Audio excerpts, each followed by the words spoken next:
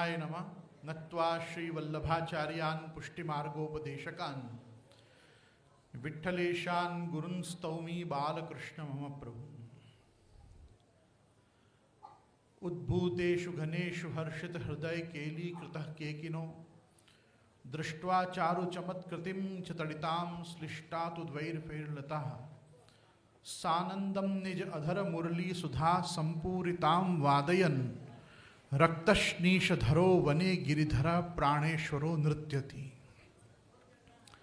श्री गुरुभ्यो नमः। मंचस्थ तथा सन्मुखस्थ समस्त पूजनीयाः आदरणीयाः विद्वज्जनाः सज्जनाः भगवद्भक्ताः सनातन धर्मावलंबी जनाः पुष्टिमार्गीय प्रियजनाः सर्वानां विशेषः शुभाशीष तथा च बधाईवादः कथांतर्गते गोवर्धन याग तथा अन्नकूटोत्सवस्य पुनः एकवारं बधाईवादः। बधाई हो। ऐसे तो आज कथा गोकुल से शुरू हुई और गिरिराज जी तक अपन आए। मैं 2 मिनट कल के विषय में कुछ जरूर कहना चाहूंगा। सब ग्वाल नाचे गोपी गावे, ये जो पद हम पढ़ते हैं सुनते हैं, इसमें एक वाक्य आता है, कल न परत को काकी नारी हंस हंस देत परस्पर तारी।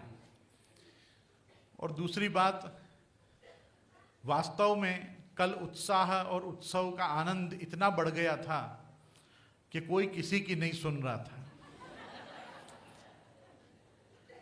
और पहले जो ज्ञान का प्रवाह यहाँ से जो भी प्रकार से बह पाया व्यासासन से आचार्य पीठ से, उसके बाद जो भक्ति की गंगा बही, उसमें हम सारे वक्ता और श्रोता सभी डूब गए थे, सब मग्न हो गए।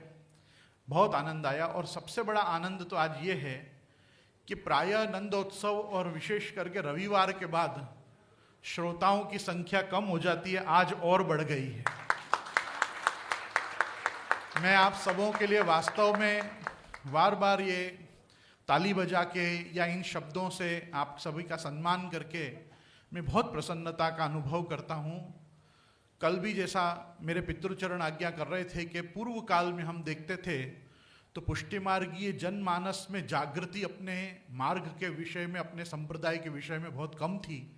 लेकिन अब हम गत 8 वर्षों से वल्लभ मिशन बाल बोधनी पाठशाला के बच्चों के द्वारा जो स्वयं को संस्कार सिंचन में सराबोर वो अपने आप को देख रहे हैं, उससे जो वैष्णव परिवारों में भक्ति बढ़ी है, ये उसी का फलस्वरूप हमको यहाँ दृष्टिगोचर हो रहा है। मैं इसके लिए विशेष करके हमारे छोटे छोटे बाल बोधनी पाठशाला के सभी छात्रों को खूब खूब आशीर्वाद देना चाहूँगा। और उनसे बड़े आशीर्वाद के पात्र उनके माता पिता हैं कि जो इस पुनीत कार्य को चलायमान रखने के लिए अपना इतना योगदान, इतना श्रमदान कर रहे हैं। ये वास्तव में आपकी भक्ति का ही प्रतीक है। मैं इसको स्वीकारता हूँ और बहुत धन्यता का अनुभव करता हूँ। एक गुरु पद पे बैठे हुए व्यक्ति, मैं आपको अब क्या भाषणबाजी तो क्या करूँ, लेकिन एक इकोनॉमिक्स में एक ऐसी कहावत है कि public awakening is a welcome sign of successful democracy. अपना सनातन धर्म भी वास्तव में आप देखो तो एक डेमोक्रेसी है। सबको अधिकार है, जिसको शैव होना है, शाक्त होना है, वैष्णव होना है, शौर्य होना है, गाणपत्य होना है, स्कांद होना है, जिस देवता में जिसकी जैसी श्रद्धा है वो उस प्रकार से उस देवता का भजन करने को वास्तव में स्वतंत्र है। अपने सनातन धर्म में कभी किसी को बाध्य नहीं किया गया। जब तक कि राजाओं ने अपने द्वारा प्रजा को पीड़ित नहीं किया, तब तक राजा महाराजा राजधर्म को स्वीकारते थे और उसके अनुगत प्रजा से भी धर्माचरण एक्सपेक्ट करते थे। लेकिन आप देखोगे तो सनातन धर्म के किसी भी शास्त्र में आपको ऐसा नहीं मिलेगा कि आप इसी परंपरा का अनुसरण करो। हर व्यक्ति, वेदों में कहा गया है, यो यदंश सतम भजेत। भगवान भी गीता जी में आज्ञा करते हैं, ममैवांशो जीव लोके जीव भूत सनातन। हर व्यक्ति जो भगवान का अंश है वो भगवान को अपने ही स्वरूप में ध्यान करने को, भजन करने को स्वतंत्र है। श्रीमद् भागवत जी के तृतीय स्कंद में ही एक स्थान पे भगवान स्वयं ब्रह्मा जी को आज्ञा करते हैं और ब्रह्मा जी स्वयं भी प्रभु को कहते हैं, यद्यद धियात उर्गाय विभावयंती तत्तद वपुः प्रणय से सदनुग्रहाय। प्रभु को जिस रूप में जो भक्त देखना चाहता है, प्रभु उस रूप में ही आप स्वयं परिणित हो जाते हैं। तथापि मैं यहाँ एक बात कहना चाहूँगा, यो यो याम याम तनुर्भक्त श्रद्धयार्चितुमिच्छति तस्य तस्याचलाम श्रद्धाम तामेव विदधाम्यहम्। ये भगवद वाणी हमको बताती है कि जिस भक्त की जिस देवता में जो श्रद्धा होती है, उसको अचल रूप से प्रभु ही उस भक्त में स्थापित करते हैं। यथाधिकार यथा पात्रता, जिसके जिस देवता के भजन का अधिकार होता है उसको प्रभु उसकी ओर मोड़ देते हैं। परंतु भगवान ने दो बातें गीता जी में बहुत सुंदर कही हैं जो अपने आप में भगवान का परात्परत्व सिद्ध करती हैं।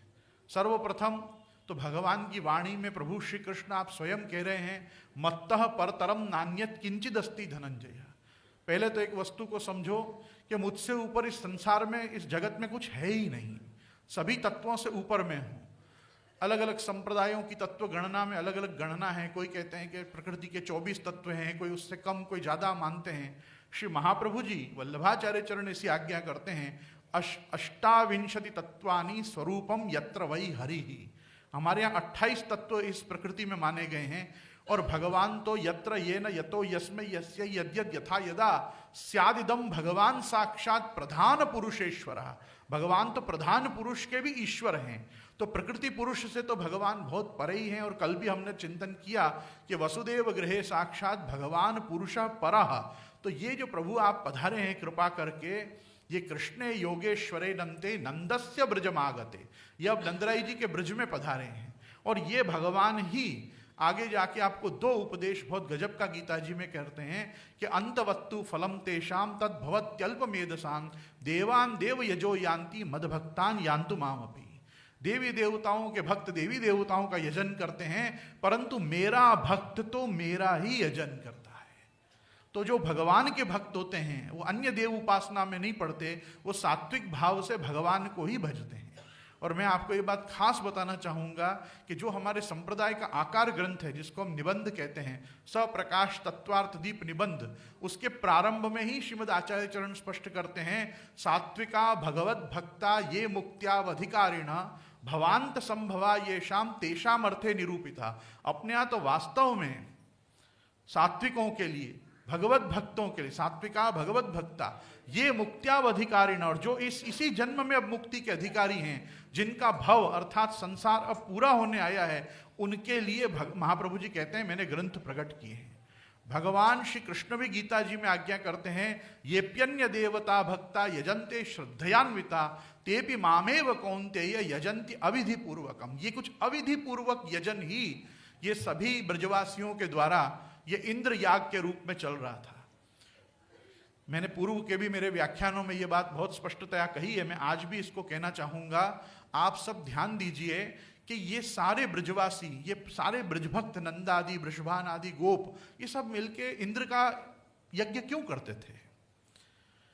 पर्जन्य के लिए, वर्षा के लिए, अच्छी वर्षा हो और अच्छा धन धान्य इस ब्रजमंडल में उपजे, बहुतृण उपजे पशुन को भरे सरोवर तोय। बस इनकी कामना यही थी कि देव दीवारी पूजिए सो ब्रज अति सुख होए। इंद्र का हम पूजन करेंगे तो वो इंद्र वर्षा करेंगे और वर्षा से अच्छा वो होगा, कृषि उद्योग आगे बढ़ेगा। तो कृषि गोरक्ष वाणिज्यम वैश्य कर्म स्वभावजम, ये लोग सब वास्तव में कृषि गोरक्ष और वाणिज्य ये तीन वस्तु ही करते थे। इसीलिए देखो गोपीजन दही बेचने जाती थी, और ये वणिक कर्म में ये लोग गोरक्षा और वाणिज्य ये तीनों चीजें करते थे, और कृषि करते थे, कृषि। और आप देखो कृषि के जो सबसे बड़े देवता हैं वो वास्तव में कौन है? जैसे गोरक्षा में सबसे बड़े देवता भगवान श्री कृष्ण हैं, उनके हाथ में एक वेणु जी है और दूसरा वेत्र है। वेणु अर्थात मुरली और वेत्र मतलब गोचारण की छड़ी। तो ठाकुर जी के हाथ में गोचारण की छड़ी है, तो वो गोरक्षार्थ है, क्योंकि हमेशा पशुपाल जो होता है उसके हाथ में हमेशा एक दंड होता है, वो दंड को ही अपने वेत्र कहते हैं। तो प्रभु धरते हैं वेणु वेत्र। और कृषि के राजा कौन हैं? हमारे बड़े भाई बलदाऊ जी, उनके हाथ में हल है और मूसल है। हल is for raw material and मूसल इज फॉर फिनिश्ड गुड्स। तो आप देखो, जब आप खेती बाड़ी करोगे और जो उपजेगा वो दो का उपयोग करने के लिए आपको हल और मूसल चाहिएगा। ये हल और मूसल किसके हाथ में है? दाऊ दादा के हाथ में। तो ये जो पूरा लोग हैं, ये लोग सब वास्तव में एनिमल हस्बेंड्री से लेके एग्रीकल्चर से जुड़े हुए लोग हैं। ये सब इंद्र की पूजन कर रहे हैं। अब ये कैसा है? ये लोक सिद्ध यज्ञ है। लोक सिद्ध यज्ञ और वेद सिद्ध यज्ञ में फर्क होता है।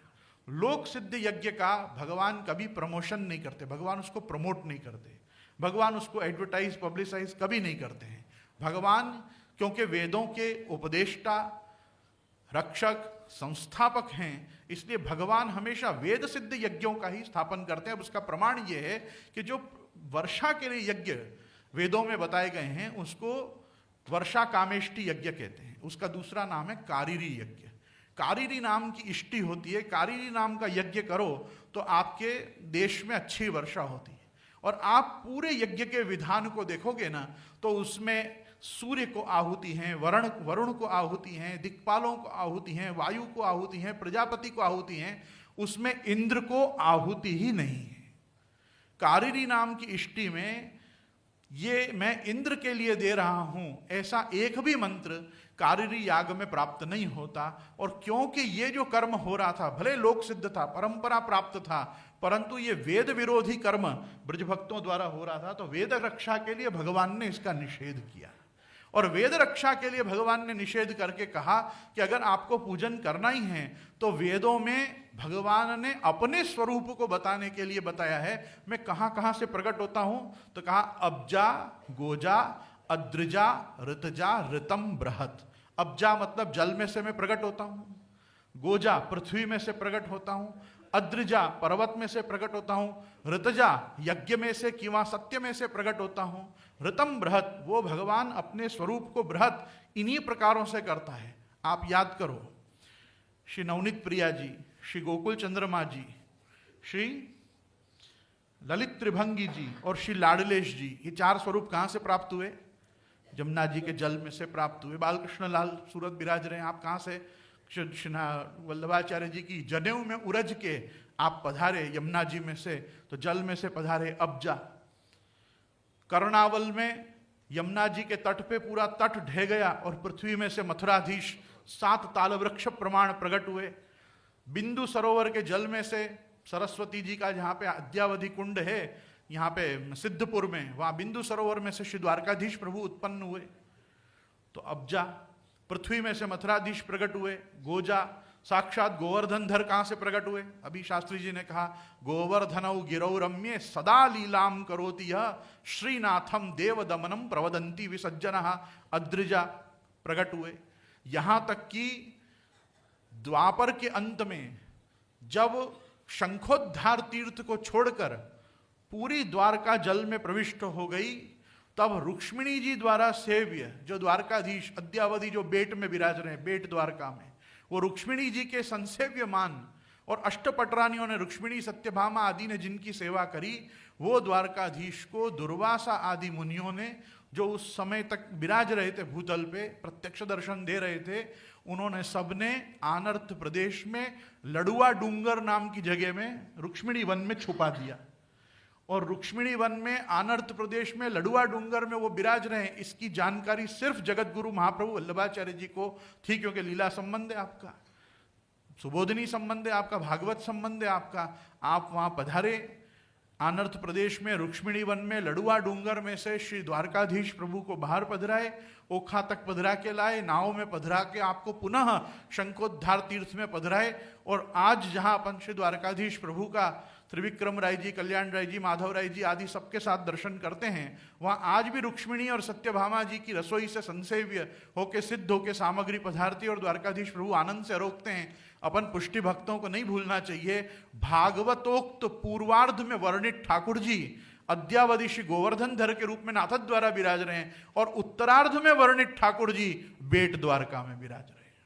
आज अपने पास दोनों अपने माथे संप्रदाय में ये स्वरूप विराज रहे हैं, जो श्रीमद् भागवत के 10वें स्कंद पूर्वार्ध और उत्तरार्ध में वर्णित हैं। और उनकी प्रतिष्ठा, उनकी स्थापना, उनकी, मैं प्राण प्रतिष्ठा शब्द का प्रयोग तो नहीं करता हूं, क्योंकि श्री महाप्रभु जी ने ठाकुर जी पुष्टाए हों ऐसा भी वर्णन विशेष करके नहीं मिलता है। आपने पंचामृत करी के पाठ बैठाए और पाठ बैठाए के सेवा की सगरी रीति भांति स्थापित करी। बस यही वार्ता जी में मिलता है कि आपके स्पर्श मात्र से श्री ठाकुर जी आप सामने से सब सानुभाव जताते हुए साक्षात सेवा का अंगीकार करते। आज शास्त्री जी ने बहुत अच्छी बात कही। ये जो वल्लभाष्टक का एक श्लोक कोट किया कि यस्माद अस्मिन् स्थितो यत् किमपि कथमपि क्वापि उपाहर्तुम इच्छत। अब आप देखो ये गुसाई जी का वाक्य, मेरी बात पे वास्तव में ताली बजाना, ये वाक्य एकमात्र प्रमाण है कि फॉरेन में बैठा आदमी आज भी ठाकुर जी की सेवा कर सकता है, नहीं तो चतुस्सागर पर्यंत गोब्राह्मणेभ्यो शुभम भवतु। 4 सागर को लांघे बाद कोई भी चीज अगर म्लेच्छ देश में गई, यवन देश में गई, तो वो चीज वैदिक क्रम के तो बाहर ही हो जाती है, वो वेद बाह्य मानी जाती है। फिर भी आज समस्त वैष्णव जो श्रीनाथ जी यमुना जी महाप्रभु जी के मार्ग में स्थित हैं, वो आज भी जाके अगर फॉरेन में सेवा कर पा रहे हैं, एनीवेयर अदर देन जम्बू द्वीप आर्यावर्तांतर्गत भारतवर्ष के बाहर जाके अगर पुष्टि पुरुषोत्तम को लाल लड़ा पा रहे हैं, तो उसको साइन करके सैंक्शन प्रभुचरण विठलनाथ जी श्री गुसाई जी ने किया है। और आपने लिख के दिया है कि यस्माद अस्मिन् स्थितो यत् किमपि कथमपि क्वापि पाहर्तु इच्छा यद्धा यद् गोपिकेश स्वोदन कमले चारुहासे करोति। नहीं तो अगर ये वाक्य नहीं लिखते तो मैं नहीं समझता हूं कि कोई भी गोस्वामी महानुभाव भारतवर्ष के बाहर ठाकुर जी को पधराते। आज भी सब जगह जो सेवा चल रही है वो श्री महाप्रभु जी गोसाई जी श्री यमुना जी की कृपा से ही चल रही है। और इसी प्रकार से जहां जो भी कुछ गलत हो रहा है वो लीला में भी ठीक किया गया है, और जहां जो भी कुछ आज भी समाज में गलत चल रहा है, ये संप्रदाय की जवाबदारी होती है कि उसको हम ठीक करें, उसको हम परिमार्जित करें, उसको हम सही ढंग से बताएं कि हमारे स्व सिद्धांत और शास्त्र इस विषय में क्या कह रहे हैं। तो भगवान ने वेद रक्षा के लिए, भगवत भक्तों की रक्षा के लिए, और आप कल सुनेंगे शास्त्री जी इसका बहुत सुंदर निरूपण आगे करेंगे कि जिस समय भगवान गोवर्धन को धारण करते हैं उस समय प्रभु के मन में क्या चल रहा होता है। ठाकुर जी के मन में उस समय एक ही भाव आता है, तस्मान मत शरणम गोष्ठम मन्नाथम मत परिग्रहम गोपाये स्वात्म योगेन नित्यम मे व्रत आहित। ये मेरे व्रत में स्थित हैं, इनके मेरे को अपना नाथ मानते हैं, ये मेरी शरण में आए हैं। अब बताओ मैं इनकी रक्षा नहीं करूंगा तो कौन करेगा। तो भगवान के हृदय में जब ये भाव आ जाए कि मैं इनकी रक्षा नहीं करूंगा तो कौन करेगा। मैं और शास्त्री जी डिस्कस कर रहे थे परसों, हम जब मिले पहली बार तब, कि अम्बरीश राजा के चरित्र में भगवान के जो ये वचन है, अहम भक्त पराधीन अस्वतंत्र इव द्विज, इसके छल्ले छल्ले तो क्या सुंदर बात भगवान ने कही है। ये दार गार पुत्राप्तान प्राणान वित्तम इमं परम हित्वा माम शरणम याता कथम तांस्तक्तुम उत्साहे। भगवान ने कैसे आज्ञा करी है, इष्टम दत्तम हुतम जप्तम व्रतम यच्चात्मन प्रियम दारान सुतान ग्रहान प्राणान यत् परस्मै निवेदनम। भगवान ने कैसी आज्ञा करी, यत् करोषि यदश्नासि यत् जुहोसि ददासि यत् तपस्यसि कौन्तेय तत्कुरुष्व मदर्पणम। ये तो सर्वाणि कर्माणि वही संन्यस्य मत्परा आदि जो वाक्य हम पढ़ते हैं भगवत गीता में, ये क्या भागवत के ही सिद्धांत को नहीं बता रहे हैं। भागवत का ही सिद्धांत बारंबार बताया गया है। परसों हमारी बात चल रही थी, मैं आपको बताऊं, ये लोगों की मान्यता है कि हमारे को आत्मनिवेदन संस्कार के बाद हमारे सब पाप भस्म हो जाते हैं। नहीं होते हैं। मैं कहता हूं आपको, किसी के कोई पाप भस्म नहीं होते हैं आत्मनिवेदन संस्कार से या ब्रह्म संबंध से। ब्रह्म संबंध करणात् सर्वेषां देह जीवयो हो सर्व दोष निवृत्ति ही। जो दोष निवर्तन हो रहा है वो उतने ही दोष निवारण किए गए जो भगवत सेवा में प्रतिबंधक है। तुम्हारे भगवत सेवा में जो प्रतिबंधक वस्तुएं हैं उतनी चीजों का हिसाब किया गया। और अगर ऐसा नहीं होता तो आगे महाप्रभु जी तुमको आज्ञा 2 चीज 3-4 चीज की आज्ञा लगातार चल रही है कि अन्याश्रय मत करो, असदालाप मत करो, असमर्पित वस्तु ग्रहण मत करो। ये सब क्यों कहा गया है, ताकि वापस हमसे वो अपराध ना हो जिससे वापस सेवा हमारी छूटे। तो ये इन वस्तुओं पे ध्यान देना अपन पुष्टि सृष्टि को बहुत जरूरी है कि भगवान ने एक बार नहीं, 2 बार नहीं, अनेकों बार भगवत भक्तों का अपराध हटाने का प्रयास किया। आप देखो आज अपन ने कालिय नाग का चरित्र सुना। अब कालिय नाग के चरित्र में ये उसकी पत्नियां, नाग पत्नियां तो इतनी सुंदर स्तुति कर रही हैं, जो स्तुति आज अपन को शास्त्री जी ने सुनाई। लेकिन कालिय नाग खुद क्या बोल रहा है। अपने को लगता है अब कालिय नाग इतनी पिटाई होने के बाद थोड़ा सॉरी बोलेगा आके प्रभु है, वो तो बिल्कुल सॉरी नहीं बोलता है। कालिय नाग भगवान के पास आके कहता है, वयम खलहा सहोत्पत्त्या तामसा दीर्घमन्यवः। अरे हम तो ऐसे ही हैं, दुष्टी हैं हम लोग। हम तो बहुत पापी हैं, हम तामसी हैं। और दीर्घमन्यव, हम एक बार गुस्सा आ जाए तो भूलते नहीं बहुत सालों तक, आगे भी याद रखते हैं। अब बताओ ये कोई माफी मांगने का तरीका है? नहीं। पर भगवान ने उसको क्या किया?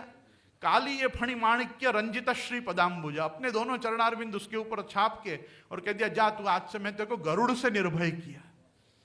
भाई अपने भक्त से ही कह दिया कि भाई अब तो तुम देख लो, बार बार इसके माथा पे मेरा चरण चिन्ह है, अब इसको परेशान मत करना। तो आप विचार करो कि जो वयम खलाहा सहोत्पत्त्या, उत्पन्न होते ही जो आदमी खल है, ऐसे लोगों के उद्धार की दो ही व्यक्ति कामना कर सकते हैं, एक भक्त और एक भगवान। आप भक्त के लिए देखो, प्रहलाद जी की पंचम स्कंद में स्तुति है, स्तुति शुरू ही यहां से होती है, स्वस्त्यस्तु विश्वस्य खल प्रसीदताम। जितने दुष्ट लोग हैं पृथ्वी पे वो खुश रहें। अब दुष्ट लोगों के खुश रहने की कामना क्यों है? वो दुखी होंगे, दूसरों को दुख देंगे। और सज्जन पुरुष दुखी होगा तो खुद ही दुखी होगा, वो किसी को दुख देने नहीं जाएगा। अपन सबों को दुर्जनम प्रथमम वंदे, किसको पहले नमस्कार करना चाहिए? दुर्जन को पहले नमस्कार कर देना चाहिए। क्यों? वो फिर इसका इशू बनाएगा, माने મળ્યા જય શ્રી કૃષ્ણ ન કર્યો, નમસ્કાર ન કર્યા, કે અભિવાદન ન થયું, હવે हमारा आना तो भगवत स्मरणना व्यवहार नहीं। ये सब कौन बोलते हैं? ये सब दुर्जन लोग बोलते हैं। और सज्जन लोग सामने से जाके बोलते हैं, बहुत दिवस से देखा यार, जय श्री कृष्ण। अपन को देखना है कि अपन शास्त्र में से, सिद्धांत में से, व्यवहार और वर्तन में क्या चीजों को लाते हैं। अपन को मालूम है ना, सामने वाला वैष्णव है, अपने से आंख चुरा रहा है, जाके पूछो केम छो, स्वस्थ तो छो, भगवत कृपा छे के नहीं, क्यारे ब्रज गया छल्ले, क्यारे नाथद्वारा गया छल्ले, शेरनु भाव शू चाले छे पूछने की कोई जरूरत नहीं है, क्योंकि वो आपके काम का नहीं है। आपके काम का है आपका और उसका आध्यात्मिक और आदिदैविक संबंध। प्रभु ने अपने भक्तों के साथ ही जो भी लीलाओं का हम श्रवण कर रहे हैं, आप देखो बार बार शास्त्री जी कह रहे हैं, मन का निरोध, मन का निरोध, मन का निरोध। निरोध क्या होता है? निरोध के लिए भले योगादि शास्त्रों में योग सूत्र बोलता है वो कि योगश्चित्त वृत्तिर निरोधः, लेकिन अपने महाप्रभु वल्लभाचार्य जी ने एक बहुत सुंदर बात कही है, चेतस्तत्प्रवणम सेवा। चित्त का प्रवण यदि भगवत सेवा में हो रहा है तो वो एक प्रकार से आपका निरोध ही हो रहा है। क्यों? निरोध की एक बहुत अच्छी व्यवस्था है। निरोध की व्यवस्था है कि जब आपका भगवान निरोध करेंगे तब प्रभु आपको पकड़ के रखेंगे, छोड़ेंगे नहीं। जब भगवान छोड़ देंगे तब बहुत समस्या हो जाएगी। क्या समस्या हो जाएगी? जो समस्या प्रभु के साथ रामावतार में हुई। रामावतार में भगवान को कहा गया कि भाई सेतु बंधन शुरू हो रहा है, पहला पत्थर आप पधराओ। भगवान ने 3-4 पत्थर पधराए और पत्थर डूब गए। पत्थर डूब गए। सबों ने कहा ये क्या हो रहा है? भगवान के हाथ से कार्य करा रहे हैं और कार्य अच्छा शुरू नहीं हो रहा है।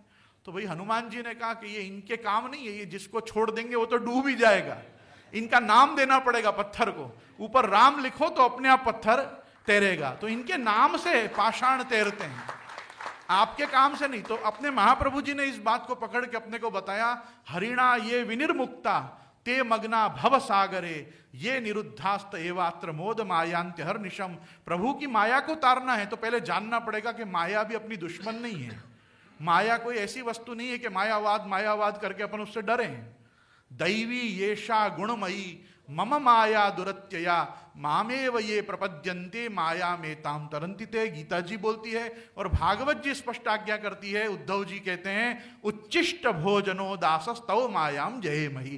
प्रभु हम आपकी जूठन खा के ही आपकी माया को जीतते हैं। जो भगवत प्रसाद लेता है उसके ऊपर माया असर नहीं करती, और जो भगवत प्रसाद से विमुख होता है वो माया में ही पड़ता है। आज अपन ने देखा, बहुत सुंदर गीता इसमें इन्होंने पूतना वध के समय कहा कि अविद्या पूतना नष्टा गंध मात्रा वशिष्यता। ये जो कारिका महाप्रभु जी कोट की, पूतना कौन है? पूतना जो राक्षसी है, जो बाल घातनी है, वो पूतान नयति। अरे वो पवित्रों को ही मारती है, वो दुष्टों को मारने नहीं जाती है। उसके पास ऐसी विद्या है कि वो अच्छे अच्छे लोगों को मारती है। और विशेष रूप से आश्चर्य की बात यह है कि जहां पे संध्या वंदन, वैश्वदेव, पितृतर्पण आदि सब उत्तम कार्य होते हैं, जहां भगवान नाम पारायण आदि होते हैं, उतने कर्मों को शास्त्र में रक्षोघ्न कर्म कहा जाता है। जहां पे नंदादि गोपों के गोकुल में इतना रक्षोघ्न कर्म चलता था, जहां बार बार आहूय विप्रान वेदज्ञान स्नातक शुचिर अलंकृता में इतने वेदज्ञ दैवज्ञ ब्राह्मणों को और विप्रों को बुला के सत्कार सम्मान दान आदि किया जाता था। ऐसे देश में भी पूतना घुस आई और उसने आके इतना नरसंहार किया, इतनी इतनी बाल हत्या भ्रूण हत्या की उसने। आप विचार करो। लेकिन इसमें विचारणीय पक्ष ये है कि वो पूतान नयति कहने का तात्पर्य ये है कि वो पवित्रों को मारती है। पवित्र कौन है? 5 मिनट शांति से अब ये सुनो कि पवित्र लोग कौन हैं।